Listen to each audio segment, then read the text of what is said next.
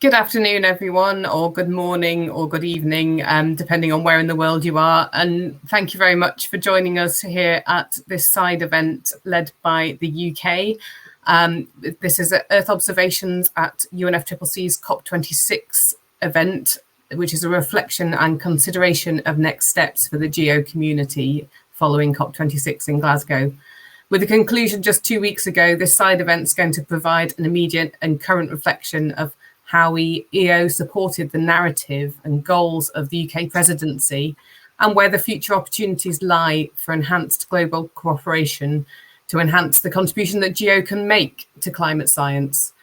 So by looking at how Earth observations informed the negotiations and the theme days during COP26, as well as how Earth observation can contribute to global action on climate change and a green recovery, this session will begin the conversation around the role that Earth observations can play in supporting the UNFCCC process, from data curation to inclusive considerations.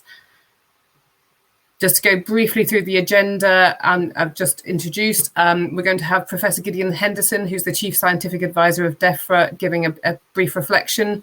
Then we'll come back to me for an overview of an Earth observations policy perspective on the decisions and outcomes of COP.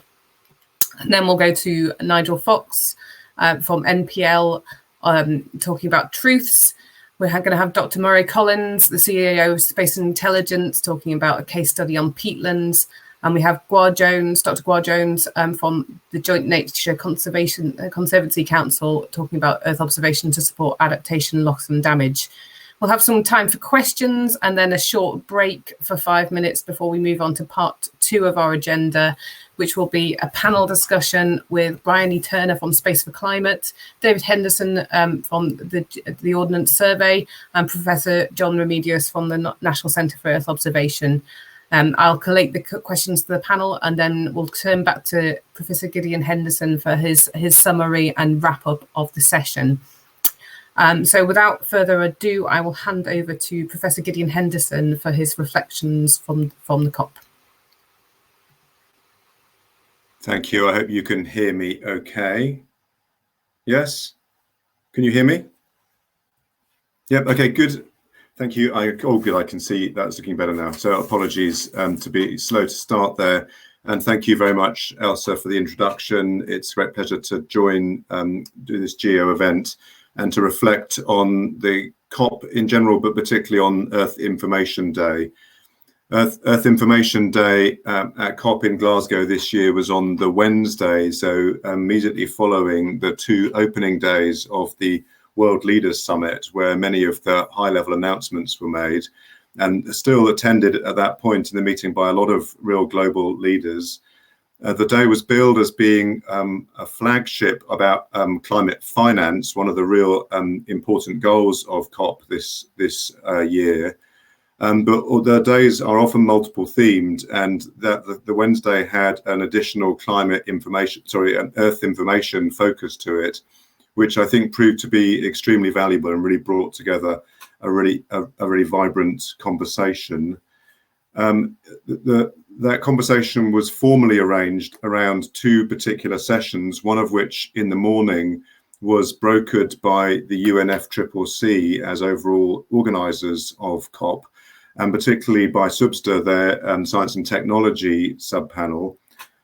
It was attended by the chair of SUBSTA itself and by ministers from both the outgoing and incoming presidents, so Chile and the UK, of the UNFCCC COP process, as well as senior representation from IPCC, WMO, the International Ocean Congress, and GEO itself. So a really well represented session in the morning with some great speakers, and really brought together a lot of the importance of Earth observation and Earth information for understanding climate change. In the afternoon, it was the turn of the UK as incoming new presidents of the COP process to host Earth Information Day session. That was a session that I hosted along with my fellow Chief Scientific Advisor, Paul Monks, and Paul is from the UK Department for Business, Energy and Industrial Strategy. So between the Environment and Agriculture Department, which I represent, and his, we really represented a very significant portion of UK government's interest in Earth observation, demonstrating just how important I think this area is for climate mitigation and adaptation for the UK, and I'm sure every other country. The session that I chaired in the afternoon featured talks both looking at the upstream mission aspect and the downstream applications aspect of Earth observation. We heard talks, some of which we will hear in a minute, or similar ones, around areas like the microcarb mission, the truths mission, around how climate mitigation can be improved through international partnerships. And through, we looked both on land, particularly at food supply, and on the ocean, looking at how Earth observation can help across a really broad range of climate interventions, with speakers representing universities and institutes and with an international participation. Followed up also by an online poster session, which was well attended with some further really interesting talks. So overall, I found it a very enjoyable and illuminating session. Some of the take-home points that I ended with was with the view that Earth observation continues to have really a great deal to give to climate and more broadly. It's a growing market and with a growing future. We need the products that come from Earth observation to be impact for people in their settings. So it needs to be integrated with the needs of the users and with the related models and the climate understanding in those settings. It also reflected how important it was to have good communications and the benefits of Earth observation for communications. We get some stunning imagery from space, and we can really use that to leverage climate action from ministers and from communities. The importance of communities and joining them up internationally was also a reflection of mine, how important Earth observation is to make us aware that we work on the same planet and we benefit by working together. Similarly, that's true when it comes to co-designing our project, recognizing the need for skills, the right education, empowering of youth and stakeholders at all levels if we're to make action on climate and use Earth observation to do so. We need data to be available to people. That doesn't just mean the complex Earth observation data itself, but the products that come through proper joined up programs around Earth observation. And without that, Earth observation doesn't land in the climate space very well. So I came away from that session with a real sense of what Earth observation and programs like the international programs like GEO have to offer. Elsewhere at COP that day, because of the focus placed on Earth information, there were many side conversations, lots of events on the individual pavilions, and I certainly enjoyed some really fruitful one-to-ones and smaller conversations with representatives of various space organizations, space agencies, and private companies in that space. And I think it gave a real momentum to the need to look at our planet and understand it, if we're going to better understand how to mitigate climate change and also adapt to it globally and around the world. So those are some of my reflections on what I thought was a very productive day at COP and overall a productive meeting. And I look forward very much to hearing some of the speakers that follow in this session. I'll hand back to you, Elsa. Thank you. Thanks, Gideon. That's really helpful. Before I get on to the next part of the presentation, I just want to remind anyone here in this session that you can submit questions through the chat, either in the Q&A function or the chat function. We shall pick up those at around quarter to 6 UK time, so that's 6:45 CET. So please do continue to put questions in the chat, either for specific speakers or for a general audience, and we'll pick up on those. Okay, I'm just going to try and share my slides. Bear with me one moment.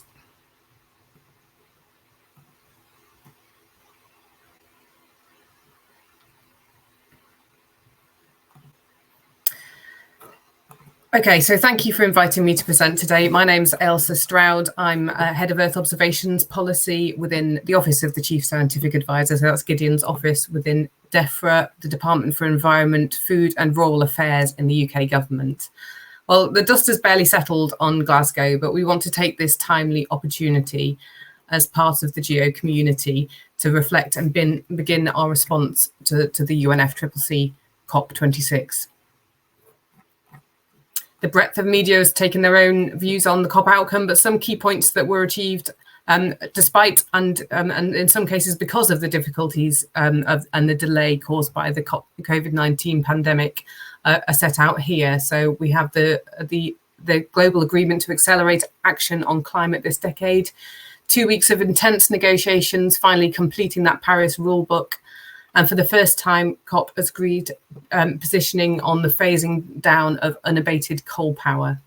That Glasgow Climate Pact capped 2 years of diplomacy and ambition raising as part of the UK presidency, which continues for the rest of this year. This brings us down to the key point, keeping 1.5 degrees as the probability midpoint of a future global temperature change limitation alive.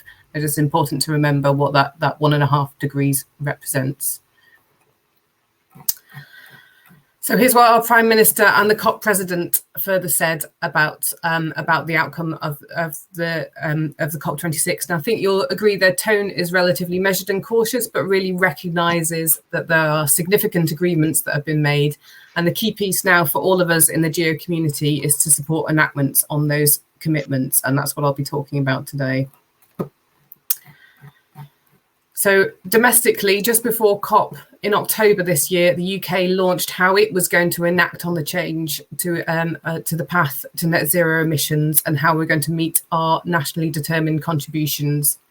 It cites the role of Earth observation specifically within this strategy, that we want to strive to remain at the forefront of Earth observation technology and know-how. So the know-how bit being very much about how we use that information.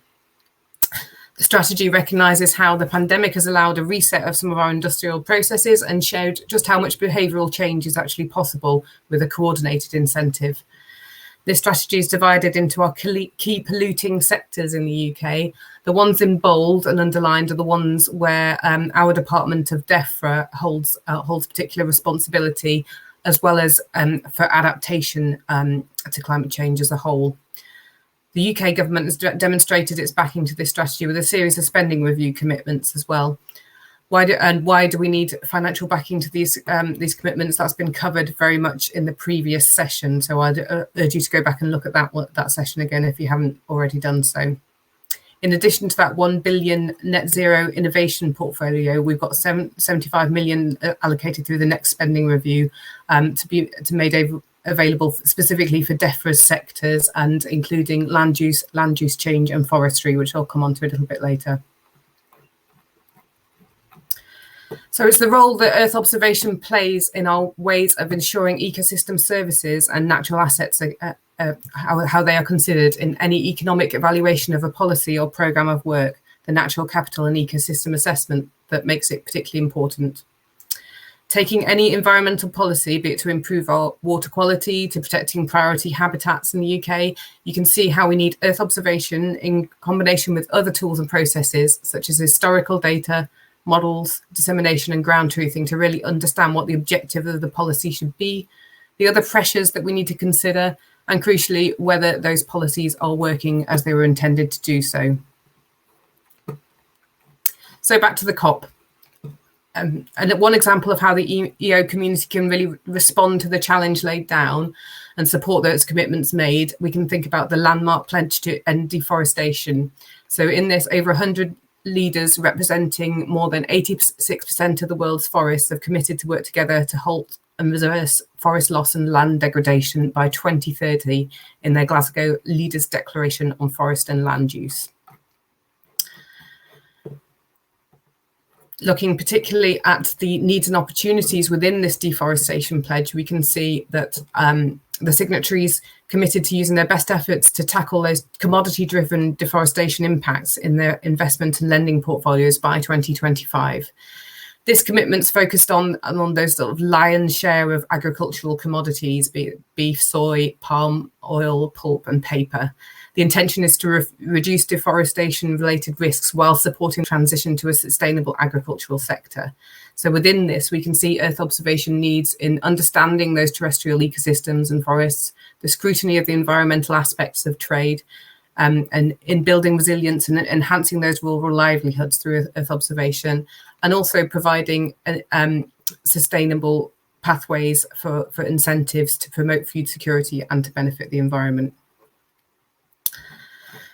Furthermore, there are further detail of pledge points that call for the need for focus on accessibility and targeted dissemination of EO data. We've heard a lot today about the involvement of users in the design and dissemination processes of all EO programs, and to engage readily with those users as the process develops.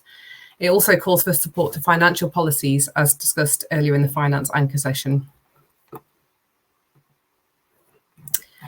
So over in the Science Pavilion at COP, I picked out 3 key sessions which are still available to watch online, which were particular EO highlights and provide opportunities. These are around the importance of historical data to underpin and provide grounding for Earth observations. They're around the health benefits we can expect from tackling climate change, both directly and indirectly. And thirdly, the importance of data and using data for public engagement. To engage the public, we need to be able to say whether we're moving forward on climate change. We need trusted, rigorous data for this, and trust in our statistics. To do this through engagement of the public with the data needs those data sets to be inclusive and to be enabling, so that people can see how their actions are impacting on climate change.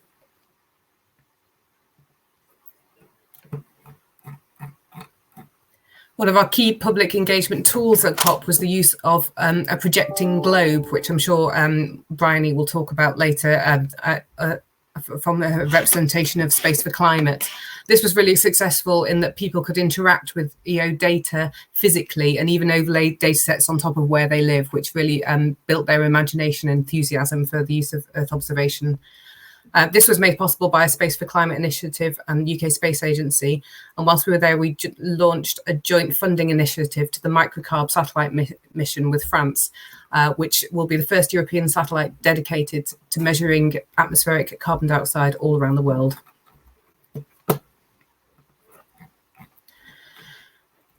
Science and Innovation Day had some key announcements of relevance to the geo community as well. According to feedback from our government CSA, Sir Patrick Vallance, this was very prominent throughout, and it was the first COP with a Science and Innovation Day at all. So that's a key achievement for the prominence of science within the COP process. Some key announcements I hope the geo community will agree with me of specific interest are those on innovation, which may pick up on the innovation methodologies that remote sensing creates, on adaptation research, especially around making the most vulnerable more resilient, and around scrutiny of process to avoid greenwashing and unintended consequences. This is also a key EO need. Finally, we've seen great examples of the use of EO to inform risk assessments. These are now an annual requirement, and we have a responsibility to report those risks in a way that could be enacted upon. Much of the work was brought together in the Earth Information Day, the first time the UK, any presidency has been asked to co-host with the UNFCCC the Earth Information Day with our specific afternoon event, which brought together speakers representing the breadth of EO science, from improvement to emissions inventories, and the best of public-private collaborations for targeted user need. This is still available online to watch if you want to have a look at some of the highlights. So in summary, here are EO highlights and takeaways. Earth observations underpin all of the UNFCCC science. Science to understand the problems, science to understand the possible solutions, and science to understand if those policies are working. However, it works best not in isolation. The geo community are well placed to support this initiative and respond to the challenges that COP26 has laid down. If we continue to support investment, that user focus, the integrity of the data and the processes surrounding the use of the data, and the role of community in collaboration for results. The geo community can really help play its part in keeping 1.5 degrees alive. Thank you. You can contact me at these details, and I look forward to working with you further as this session develops. I'll just stop sharing my slides there. Thanks.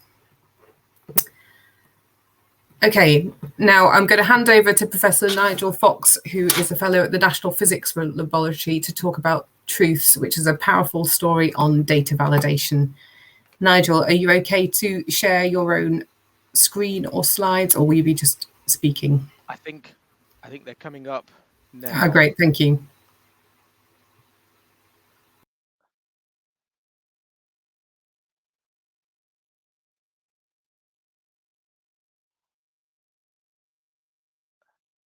Okay, so thank you. I'm Nigel Fox from the UK National Measurement Institute, NPL, and have the pleasure to outline a new UK-led satellite mission in partnership with Greece, Switzerland, Romania, and the Czech Republic, which is currently under development by the European Space Agency. It's a mission that I initially conceived of some 20 years ago. The mission, called Truths, will, when launched, become a new gold standard reference to support climate action and help create a global space-based climate observing system. Next slide, please. Society is under pressure to urgently address the impending disaster resulting from human-led climate change. However, the need for economic growth and improved quality of life is a counterbalance that can't be ignored, requiring actions and impacts to be robustly evidenced. In the top right-hand plot, you can see the variance in the forecast of climate models, the shaded areas, and that this variance may help or hinder our damage limitation strategies. So we must seek to reduce these uncertainties and understand them. Similarly, how the planet responds not only directly to human activity, but also secondary consequences such as thawing of Siberia need to be accounted for. Global policymakers and societal action require comprehensive data of sufficient accuracy to provide the evidence needed to instill confidence in decision making. There must be robust benchmarks to demonstrate progress from our actions, and such benchmarks need to be unambiguous, transparent, and unchallengeable, and thus tied to international standards, the SI. Next slide, please. GCOS has identified a set of 54 essential climate variables, and GEO has helped identify additional key observations and strategies to support the Sustainable Development Goals and create a global Earth observation system of systems. The world's space agencies and their international coordinating bodies are working to create an observing system to meet these needs, a goal now complemented through commercially provided constellations. For this observing system to be integrated and interoperable requires as a minimum harmonized and consistent data where any observational biases are understood and correctable.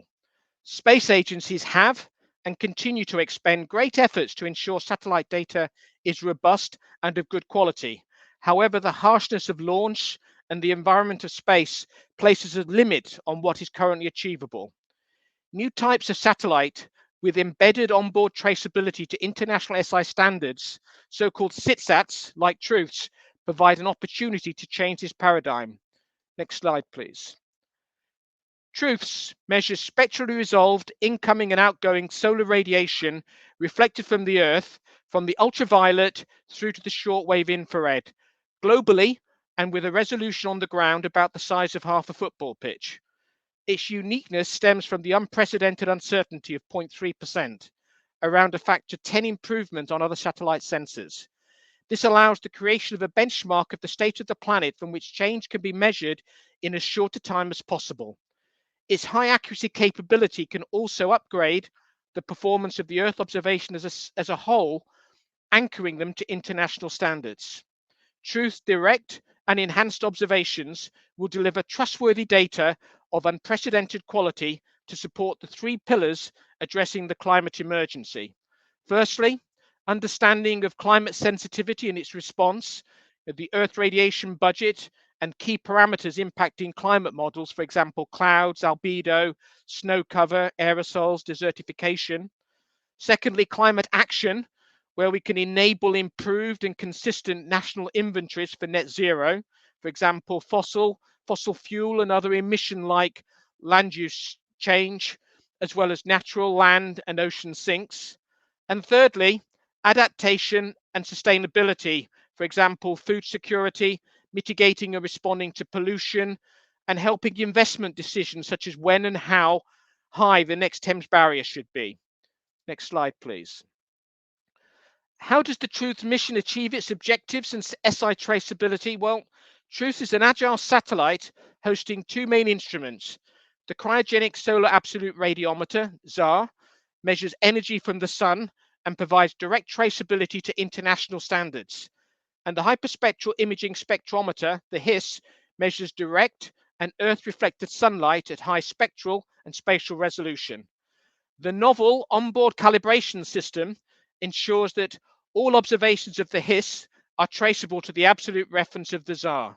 This process mimics the methods used on the ground, effectively replacing the instruments in my Teddington laboratories, and you see them in those photos on the slide, into a few cubic meters of spacecraft. Next slide, please. Matching observations of the sun and Earth provide the ratio of energy into the Earth system. Small variations in this ratio have major impact on climate, and its assessment requires very high accuracy and spectrally resolved measurements to identify and account for the cause of any change in the Earth's radiation balance. The unprecedented accuracy of truths across the solar spectrum will significantly speed up the quantification of individual climate change processes and help anchor observations used to support the global stocktake. Next slide, please. With its unique measurement capabilities and free and open data policy, TRUTH will effectively become a gold standard reference, able to improve the performance and integration of a large number of satellites, mainstream and commercial. Simultaneous observations with TRUTHs will allow transfer of its accuracy to the co-located sensor. In addition, TRUTHs will characterize special sites on the Earth, the Moon, and Sun's radiation that are used by other spaceborne instruments to assess and improve their data quality. This TRUTH service will help harmonize and improve the accuracy of data from the world's satellites, both current, historic, and future, creating improved time series of essential climate variables. Next slide, please. In the 2030s, TRUTH will become a founding element of an international climate and calibration observatory. Together with NASA's Clario Pathfinder mission, which will be launched to the International Space Station in the end of 2023, this directly addresses requests of the international community. In summary, TRUTH will provide unique and critical information for understanding and monitoring climate and environmental change from space in support of climate action. The concept of these SITSATs heralds a new epoch with the prospect of on-demand climate quality data from an integrated space-based climate observing system. Thank you for your attention, and we'd just like to finish now with this video. Thank you.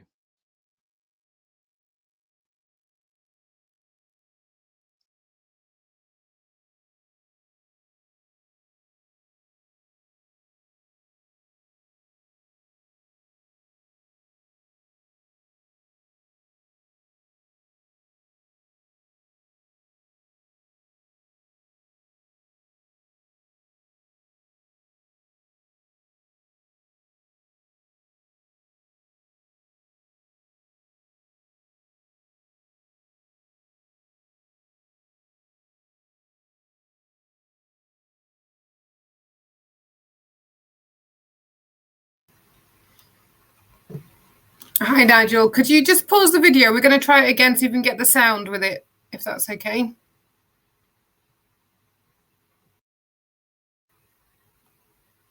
Thank you. Just bear with us a moment. I think one of our hosts is going to try sharing a version with the sound.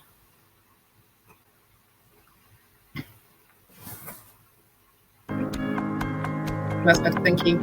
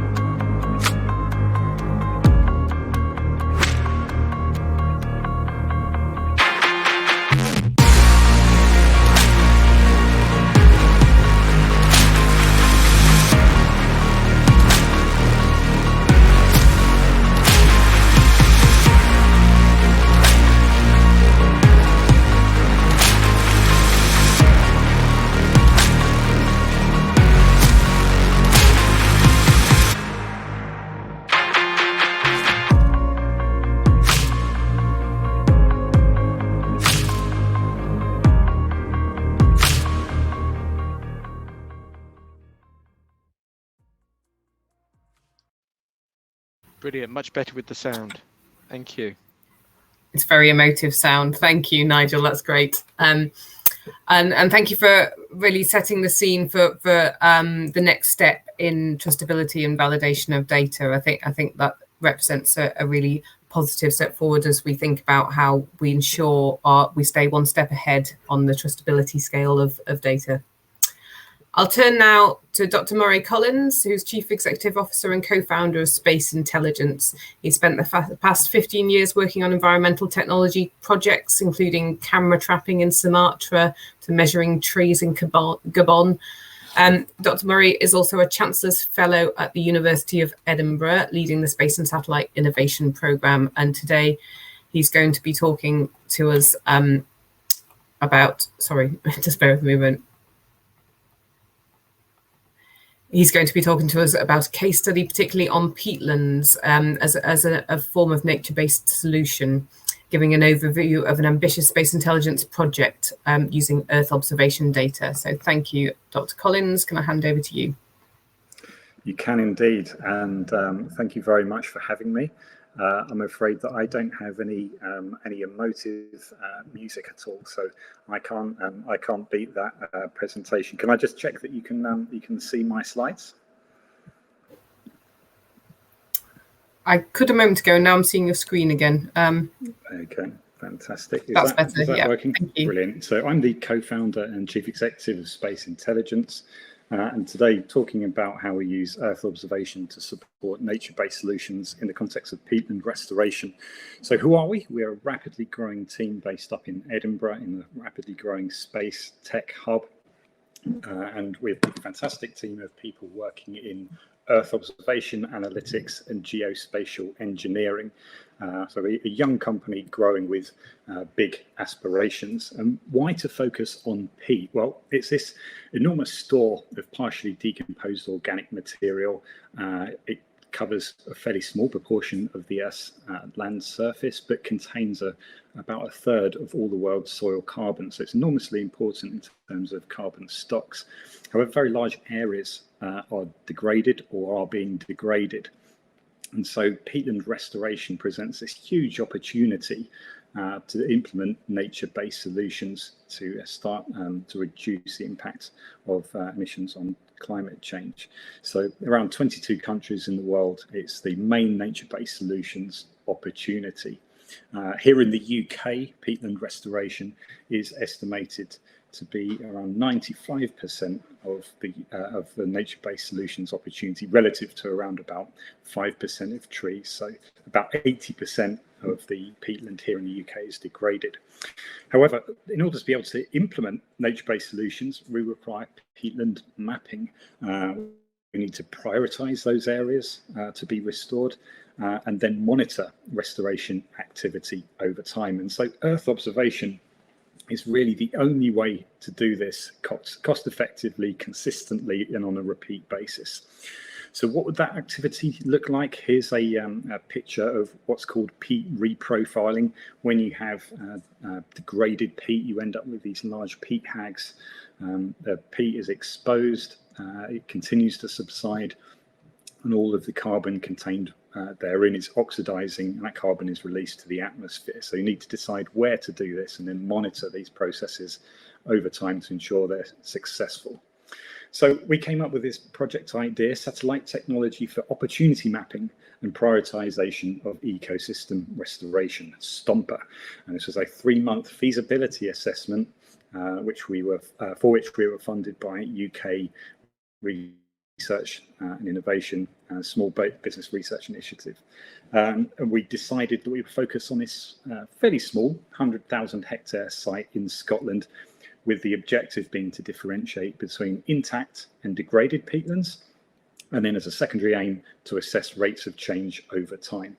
So our first approach to be able to do this was to look at optical and thermal infrared data from satellites, from Earth observing technology, to differentiate different peatland classes and degradation processes.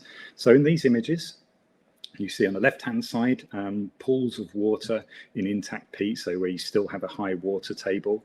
And then these patches of bare peat where the degradation process has begun. and then through to areas of burnt peat, so where people are managing the land for a particular extractive activity. The vegetation above ground is being burnt off. And on the finally on the right-hand side, where there's extensive drainage to dry out the land, again for alternative land uses.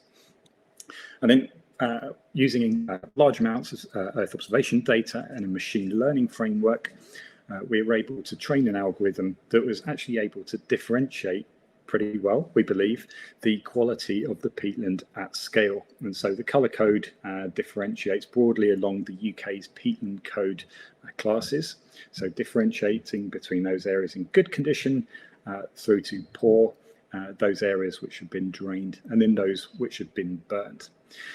So that gave us our first approach for differentiating the different quality of peat across space. We then tried a different approach, which was based on the idea that healthy peat very, very gradually accumulates organic matter over time, so around about 1 millimetre per year. Whereas by contrast, degraded and degrading peatland, for instance, which have been drained, burned and cut, this is drying out and it's subsiding. So very slow accumulation over time, but quite a fast degradation process. And so this is a second approach which we took, and the Earth observation technology was something called radar interferometry, where we're taking pairs of synthetic aperture radar images and looking at the changes over time. And so the areas in red are where we see deformation, so losses in the height of the peat, and areas in blue where we're seeing some accumulation. There's also a natural variation over time. It's called peatland breathing. So over the course of a year, you have some accumulation of water and then losses of water. But there's also these long-term degradation processes. And so the next step was to compare the results from our radar interferometry with the machine learning framework. And what we found was that we were getting a very, very promising spatial overlap between areas of degraded and burned peat areas and those which were shown in the interferometry approach to be subsiding. So the left-hand side showing the relative changes in the surface height, and you see these areas in red here. They overlap well with the areas which using an entirely independent Earth observation data set, we're showing up as being drained or burned. So this is really promising because it shows you that you can both show areas which are in low quality and which are changing over time. This kind of technology can therefore help to choose areas which could be restored and then monitor over time whether that restoration process is successful. So a little bit more about space intelligence. So it's good to hear those comments earlier about forests. We primarily focus on the development of nature-based solutions in tropical forests. So our expertise and applications are typically in tropical forest environments. But there's this huge opportunity to use Earth observation for peatland management, both in the UK and around the world. And so that's how we're growing. We produce high quality products which are trusted by the Scottish Government, for instance, to produce a national data set for under the UNIS classification system, and we're backed by science. So our team has produced a large amount of academic papers on these technologies. So that's us. I promised to keep to time, or a little bit under it. So I will at that point say thank you very much for your attention and look forward to questions at the end.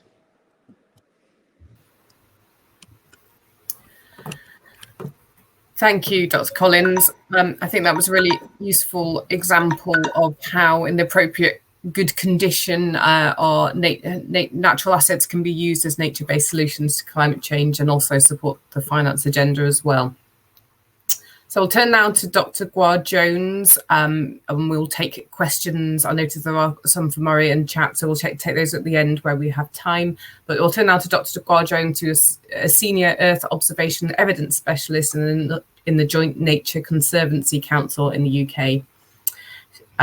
She has 10 years experience in remote sensing and GIS for environmental applications. And currently she works to remove barriers to uptake for remote sensing. And she's an active member of our Earth Observation Centre of Excellence in DEFRA. So over to Gwa, who's going to be talking about Earth observation to support adaptation, loss and damage work across the overseas territories. Thanks, Gwa. Thank you for the introduction, Ailsa, and for inviting me to speak this evening. So yes, I will be talking about our work in the UK overseas territories briefly. They are uniquely vulnerable to the impacts of climate change. And since 2016, the overseas territories have taken steps to better understand, map and value the protection that nature can provide in response to climate events. And this includes building capacity and making best use of data sources, such as those collected through remote sensing technologies and Earth observation. We have prepared a short video about this work, which we will play for you now, please.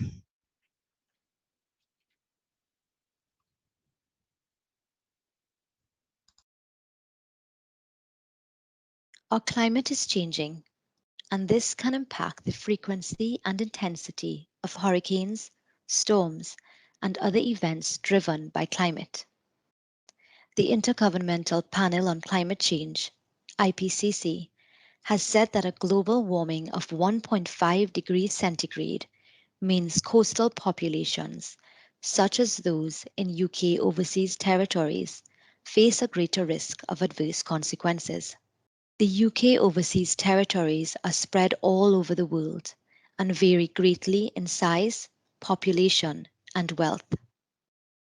While no two are alike, many of these territories are particularly vulnerable to the effects of climate change. Extreme climatic events endanger lives and livelihoods, and the repercussions can be felt for generations. We are witnessing changes to our seasons and weather patterns that are affecting our agriculture, food, and water security, as well as the economy by causing flooding, drought, wildfires, and erosion.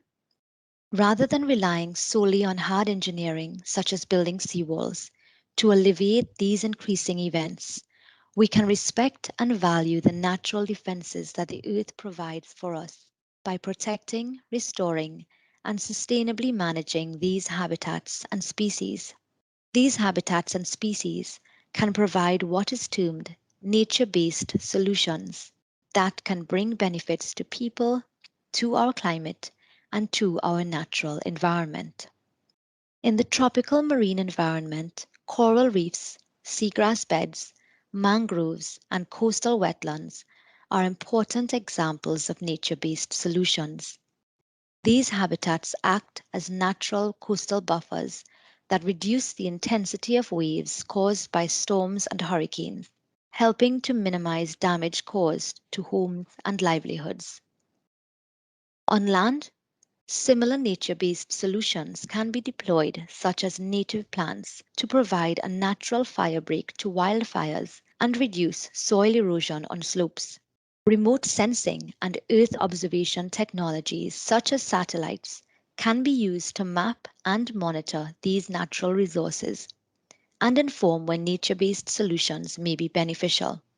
Our decisions can either make ecosystems function better or cause them to deteriorate. If we can take nature into account with every step we take, in every action we do, we can harness its power and reduce the risk and devastation caused by disasters. We can all gain from the many benefits that a thriving natural environment brings, from tourism to benefits from human health and a more sustainable economy.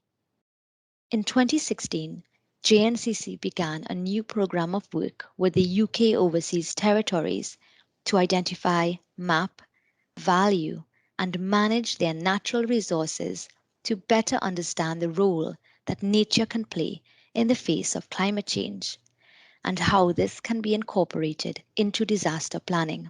In 2019, this work was extended to include the development and implementation of coral reef action plans to foster improved resilience of this crucial habitat in overseas territories located in the tropics. Activities are continuing this year and includes the development of tools and capacity building. These activities support the overseas territories to monitor the condition of their natural resources, which in turn will enhance the protection they provide. Our thanks go to the UK government's Conflict, Stability and Security Fund and the Department of the Environment, Food and Rural Affairs for funding this vital work.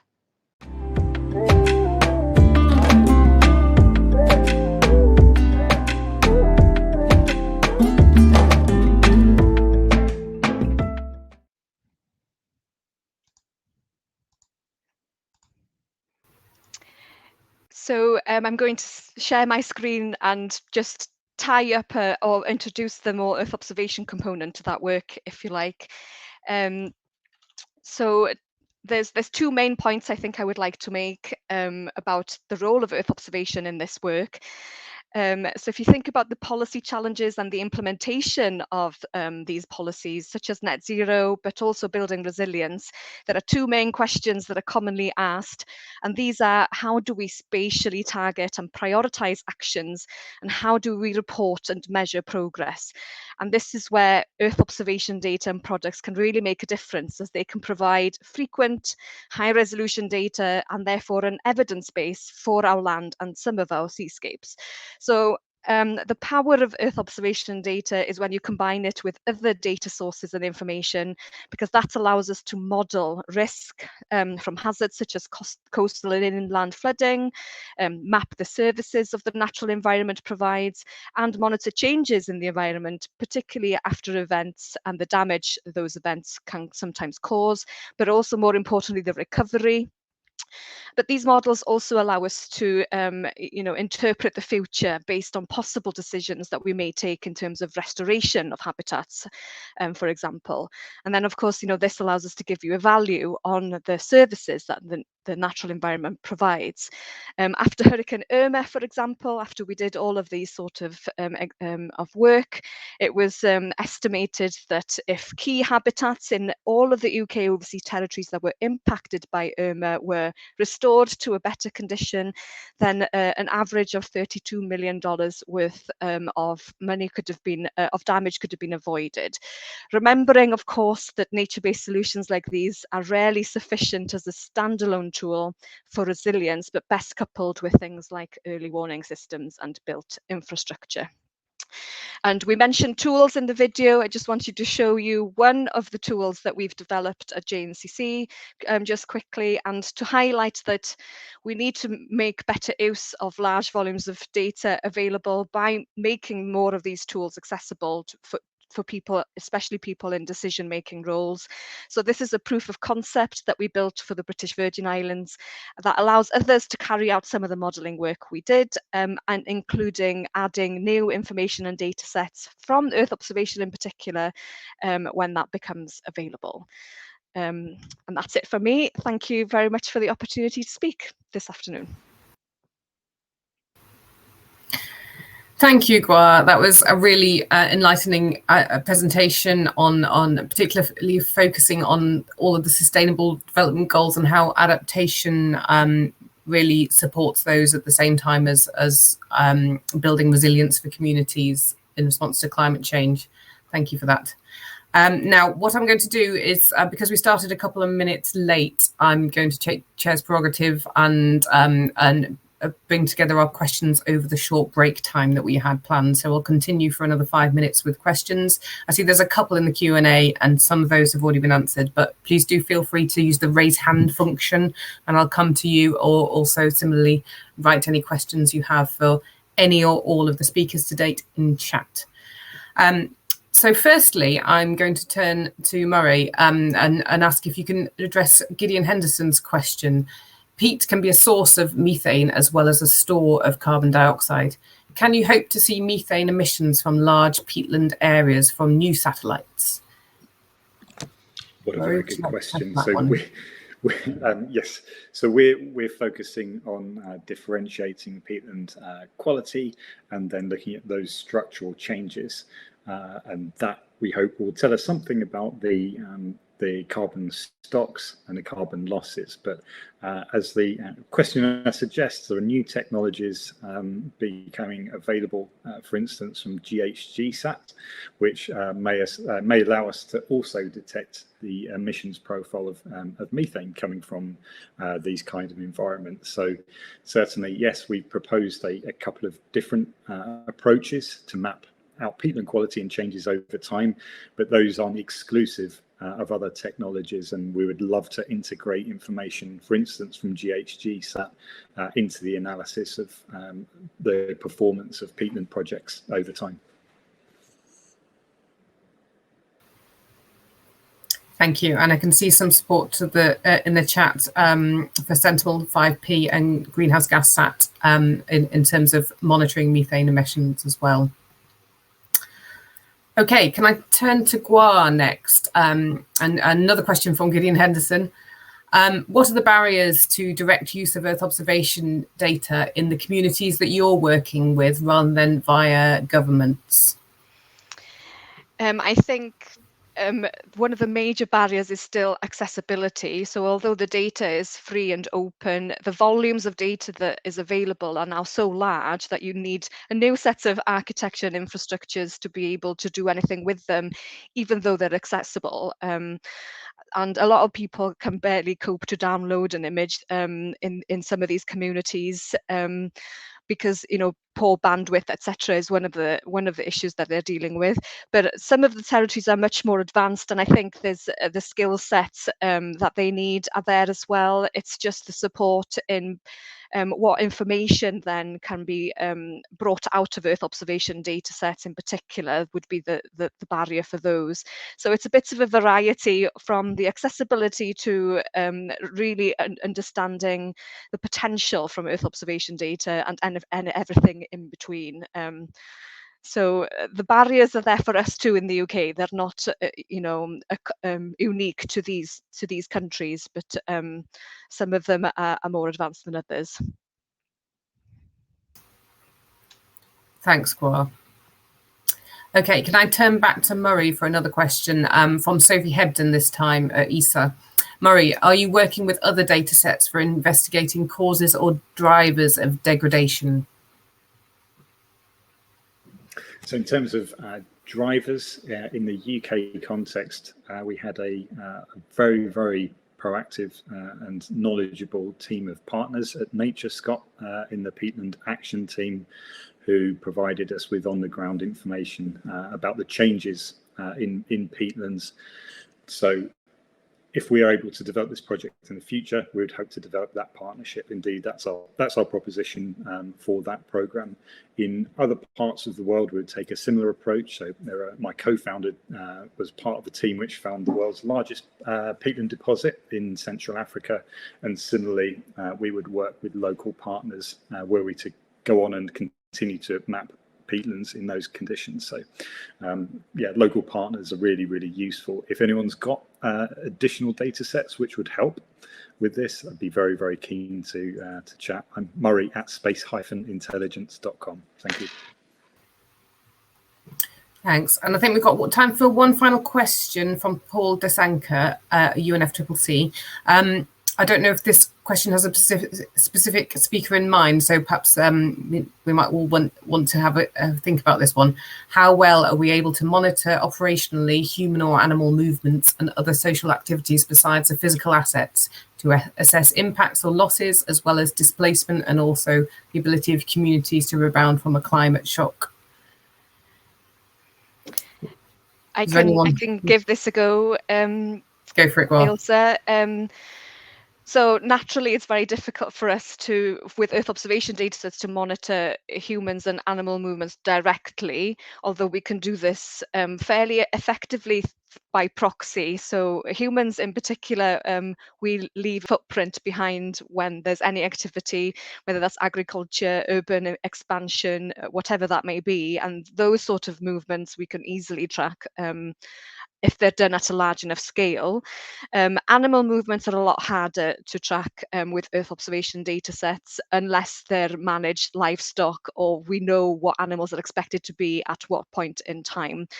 That doesn't mean it's impossible. There's a lot of conditions or habitats or areas that specific animals prefer to be in at a certain time, so we can use those sort of proxies to give a good representation of where we expect certain animals to be at certain times.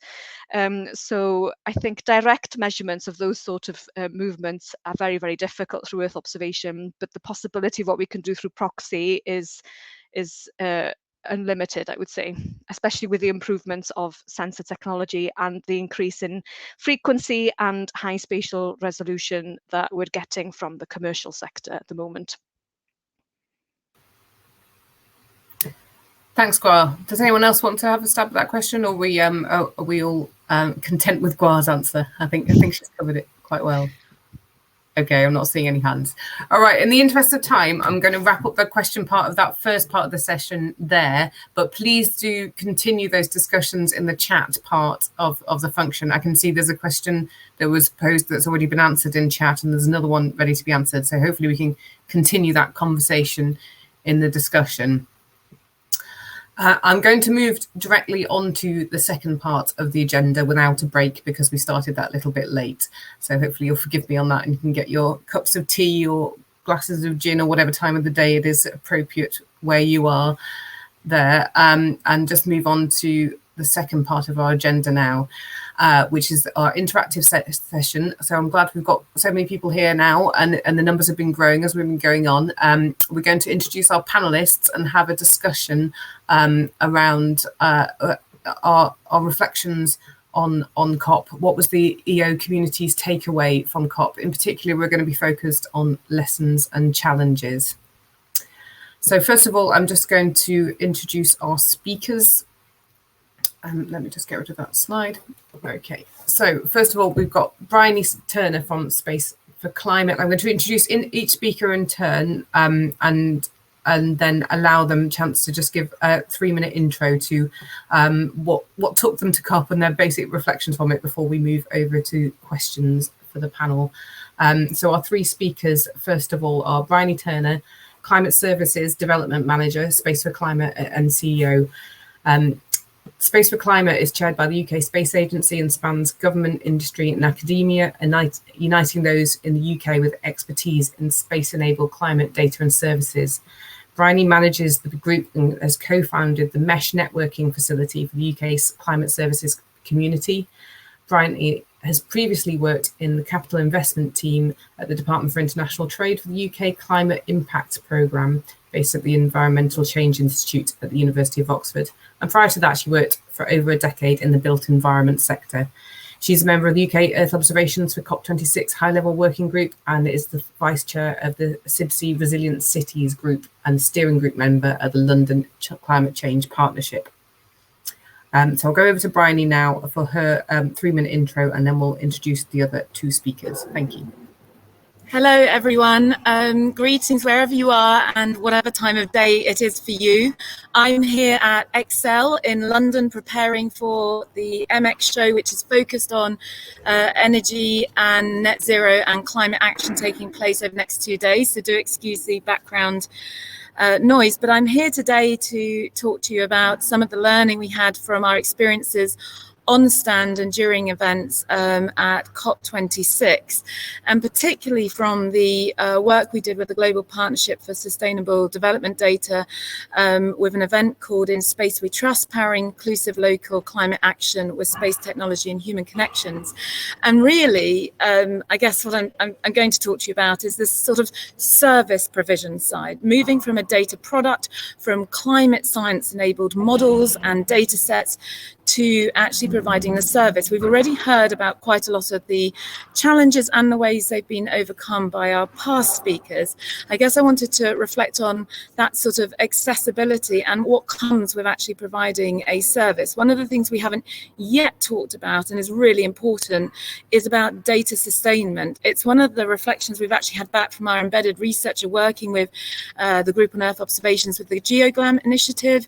The people trust it and use it, and they know that it's going to be sustained. And I think this is something we increasingly need to look at, is going from those demos and those projects, who is going to sustain them, pay for that sustainment. And that is not just a data and technology sustainment of service, that's also sustainment of support services for people utilizing and integrating in the data. So during that event, we had Paul Bate from the Space Agency. His take home from COP26 Earth Information Day had been that satellite data provided for the evidence for the IPCC and negotiators, but there is this need for it to be available at the local scale, so sort of global data for local action and to help us to think globally, act regionally and locally as well. We did have Liz Bentley, Chief Executive of the Royal Meteorological Society, and she reflected on the need for and the work that there's a number of organisations doing on shifting towards good practices in climate services. And when I refer to climate services, I'm referring to that use of climate information for societal as well as economic return in terms of climate action. So one of the things she referenced, which I thought was quite useful to share, was the work of the World Meteorological Organization, which has a good practice note on user engagement for climate services.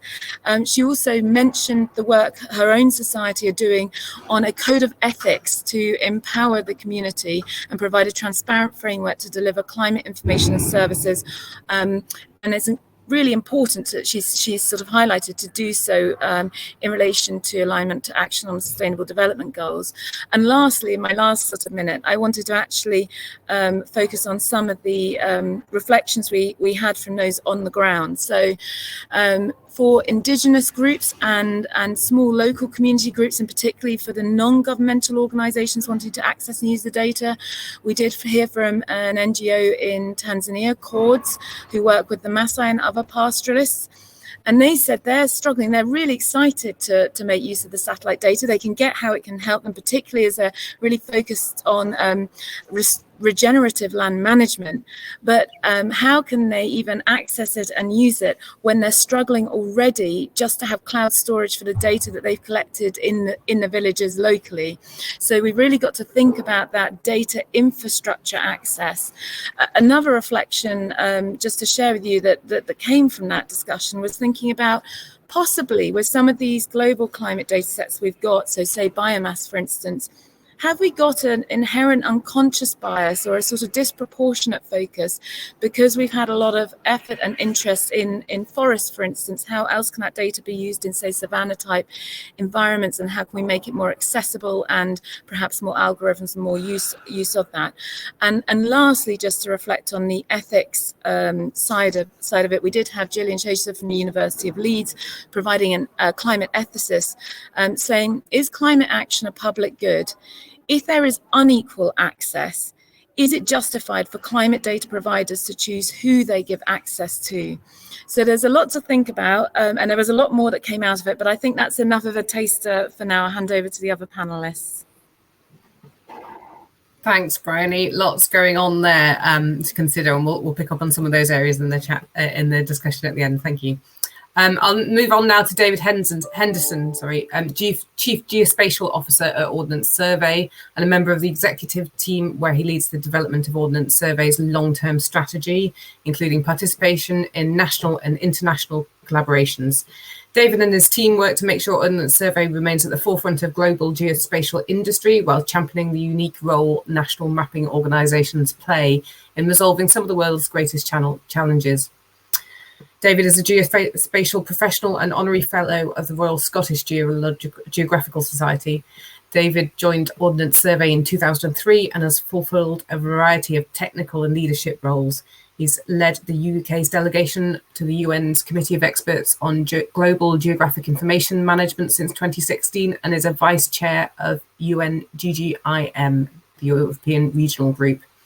And today he's going to highlight the integration of Earth observation with GIS and environmental intelligence, both public and private sector, building on the outcomes of the OS Cambridge conference session in September. So let's hear a bit more about that. Thank you, David. Ailsa, thank you. And well, good morning, good evening for those of you in the same time zone as me. It's a real pleasure to be here and just share a few thoughts. So just like space, geography knows no borders. And as a national mapping service, Ordnance Survey have a unique ability to enable collaboration across countries, political divides, curating authoritative data from multiple sources, whether that's at local, regional, national, or indeed global level. And in many respects, that was the build-up to COP26 for ourselves. There's a forum the Ordnance Survey first brought together in the 1920s, almost 100 years ago, that continues to meet every 4 years, known as the Cambridge Conference. And in the run-up to COP26, Ordnance Survey convened a special meeting of the Cambridge Conference in Conversation, which was a unique opportunity to bring senior leaders together from national mapping and geospatial organizations globally to consider how we approached our contribution together in respect of climate challenges. And I look forward to maybe just sharing a few more insights from that during the Q&A. I think what is worth to sort of, and I'm conscious we haven't got a huge amount of time, so I'll be quite brief in these opening remarks. I think what was really interesting for us in around COP26 generally was the increasing role for this community that Earth observation brings to the world of national mapping and national geospatial infrastructures. The incredible richness of new data sources that are sensing our planet on an ever increasing rate of both resolution and temporal frequency adds incredible value to the frameworks, the geospatial frameworks that organizations like ours provide. I think there's a real demand, and perhaps I'll expand a little bit on this, for trusted and authoritative data. And I think we saw that teased out during COP26. So for those of you who are particularly interested, if you have a search on our website, os.uk, on the Ordnance Survey website and search for Cambridge Conference, you can download the pre-conference paper that the Cambridge Conference community authored together, which lays out a number of pledges as to how our organizations globally will act in pursuit of better climate outcomes ourselves, but also how collectively we can contribute through our work to better outcomes, and a number of pledges that were made. We're going to reconvene that conference in person next April here in the UK to bring that senior leadership community together and take some of the actions that we previously discussed into practice. And clearly in that event, we'd hope to engage further with the Earth observation community and indeed Geo. Ailsa, thank you. Thank you. And then last but certainly not least, I'll turn to Professor John Remedios, who is Director of the National Centre for Earth Observations and Professor at the University of Leicester in the UK. He's the Director of the National Centre for Earth Observation, as well as being a visiting Fellow of the Department of Physics in Oxford and Chair of the UK Space Agency Earth Observation Advisory Committee. He's also a member of the NERC Pool of Chairs. Professor Remedios plays major roles for several satellite missions, including science manager and leader of the principal investigation team for the ATSRs, as well as participating in ATSR Quality Working Group. He's also a member of the MyPass Quality Working Group and a member of the GERB International Science Team. He's a former member of the European Space Agency Earth Sciences Advisory Committee and Future Technology Panels. He's worked with the Centre for Earth Observation Instrumentation, including challenge reports for the UK, the multi-university CEOI training programme, and also CEOI projects. I appreciate there's quite a lot of acronyms in there, but hopefully we can address some of those in the chat. But over to you, John, for your 3 minutes pitch on your interests here. Thank you. Oops. Hi, yeah, good. Thank you very much, Ailsa. Yes, I guess I've done a few things over my time, but I'm sure many in our speakers and our audience have done the same. So for a pleasure to speak to everyone today. Yeah, going to COP from a National Centre for Earth Observation perspective in the UK, but also with our international colleagues, very much for us about showing how the long-term data sets, increasingly long-term, give us a real perspective on what we can do about the challenges that we face, both positive steps as well as thinking about that impact. So in other words, taking that data, think about what it tells us and how that helps us with climate action. And I think in the run-up to COP, we really felt that international collaboration piece to be very important. It was almost a basis for our action. And I think that's really important for the future, because unless the public agencies and the major space agencies put into place the satellites that we really need as a collaborative effort, and unless we work together and cooperate in data production as we do in GEO, CEOS and other international agencies, we're not going to really provide that benefit that we're going to do less than we should. And I think at a time of climate emergency, it's important we really step forward. And we particularly concentrated on something that Ailsa mentioned, a related stream. So Ailsa mentioned the pledges on deforestation, which are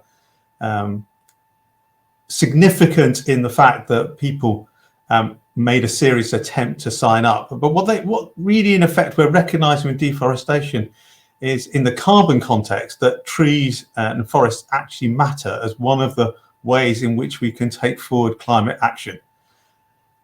So as well as not deforesting, we can also think about what happens if we grow trees, if we grow forests, with the benefits that Ailsa also mentioned that are implied in that deforestation pledge around biodiversity, about environmental consequences and about consequences for local people.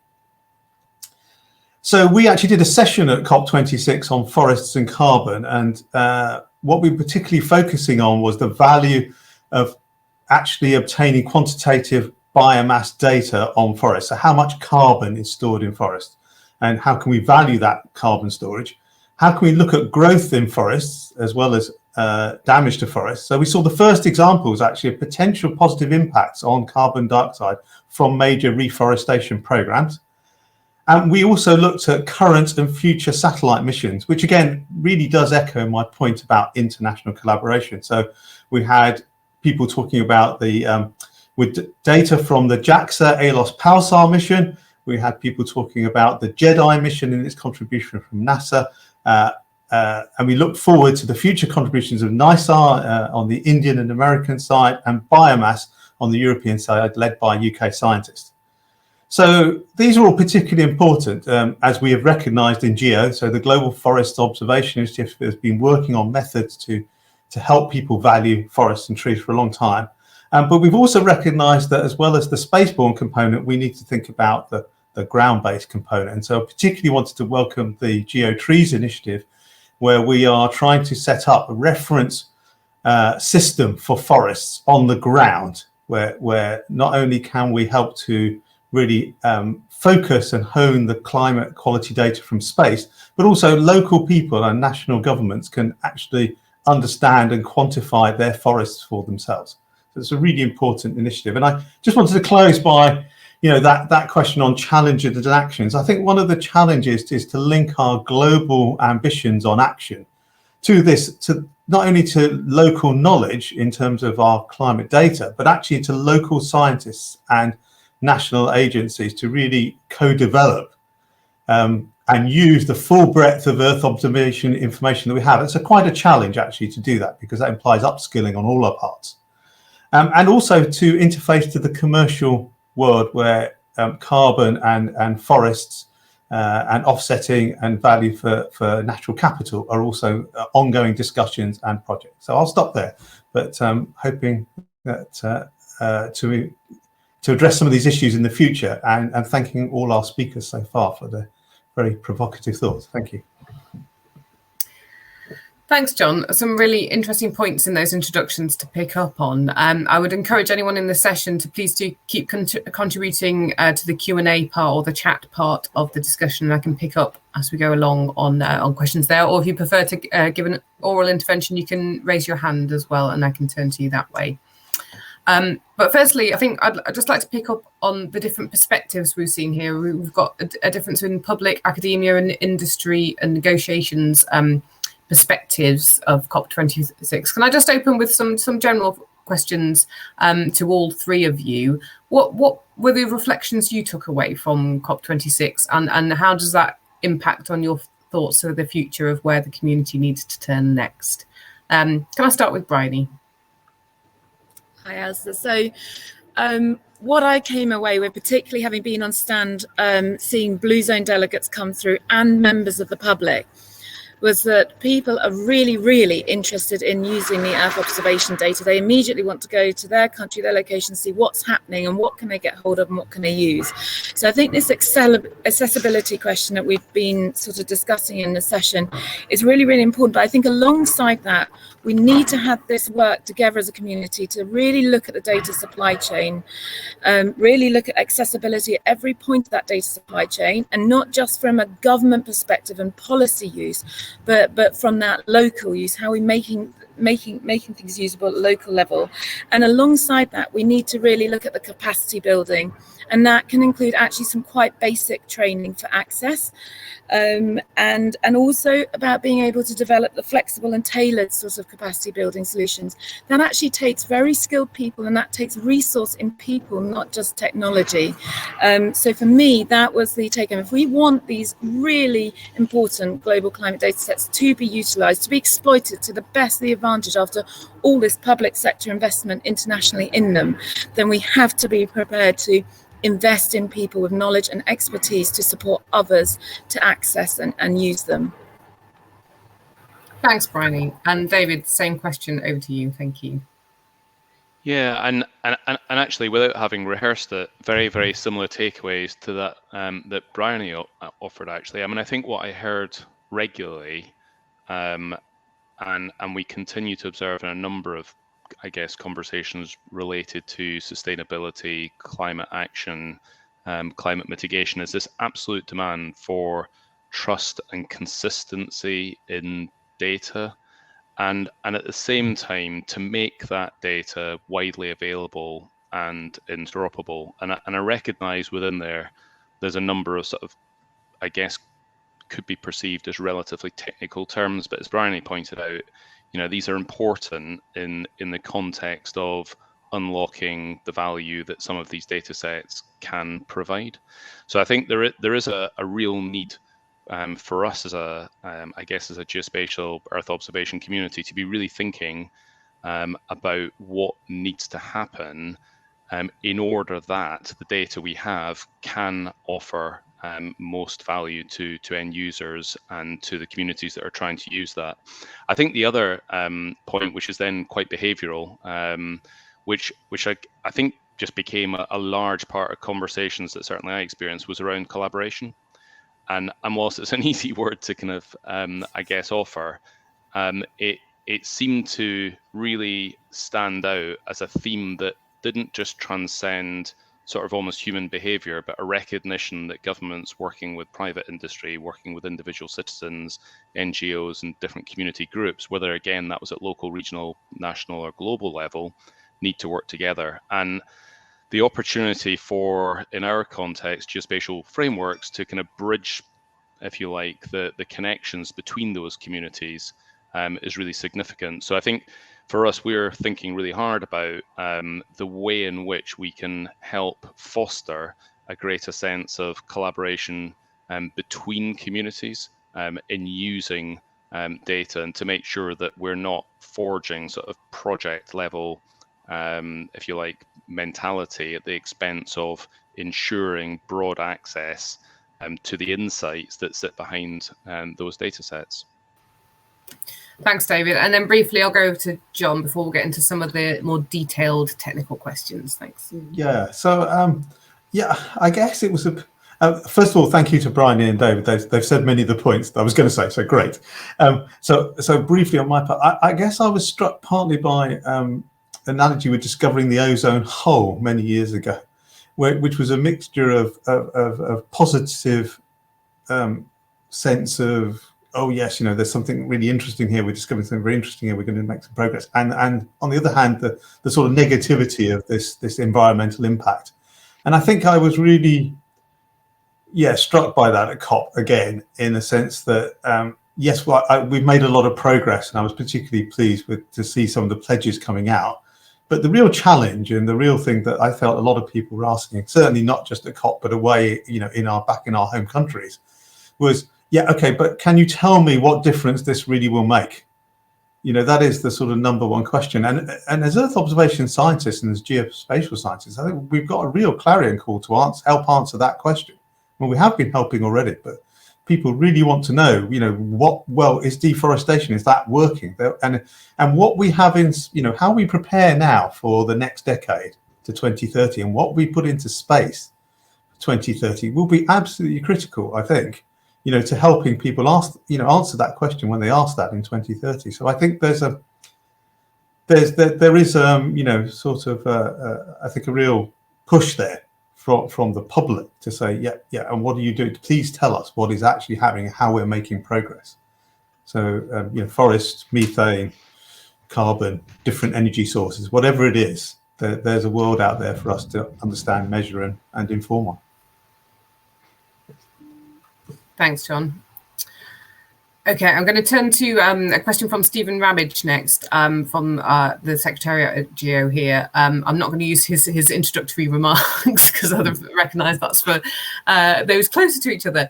But he understands that Ordnance Survey supports the net zero agenda with data, electric vehicle charging infrastructure, housing, etc., and his question is around, do these directly or explicitly feed into the NDC work, or is it a broader term? And I do wonder if we're using broader support in perhaps a colloquial manner. Perhaps we should be providing further attention to whether broad support is helpful, or do we need the direct and explicit support more? Perhaps you could comment on that as well. Thank you, David.